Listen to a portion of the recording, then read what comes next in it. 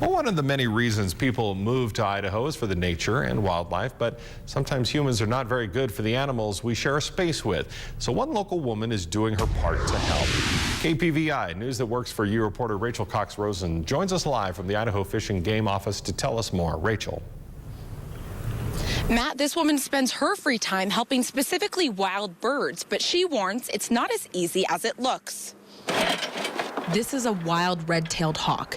It's in this cage because it was poisoned and needs treatment. Hawks are often seen as strong and majestic, but they're also dangerous. It takes a lot of training, a lot of hands-on experience, and a lot of education to know how to handle them properly. Leslie Schwindt is one of the only people certified to rehab wild birds in eastern Idaho. She's been doing it for 5 years as a volunteer. She works with Idaho Fish and Game to rescue around 75 to 100 birds a year. The most common injuries she sees are wing breaks, head injuries, and poisonings. She says taking care of these birds isn't what you might expect. These are wild animals, they don't learn to trust you, they don't learn to love you or respect you. You feed them and they want to kill you. That's pretty much the relationship with all these wild birds that I get in. So if you find a bird, Leslie and Idaho Fish and Game say don't try to care for that bird yourself, as it could be permanently damaged without the proper care. They can become dependent upon humans and they can't be released into the wild. The other thing is that if you're not trained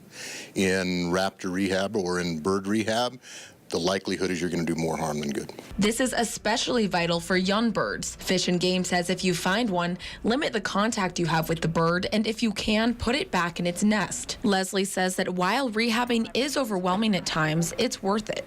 Somebody's got to give them a fighting chance. And not just a chance to live, but a chance to be where she says they belong, wild and free. One big way you can help keep wild birds safe is stop using pesticides and poisons. As Leslie says, poisoning is the most common type of injury she sees in birds this time of year.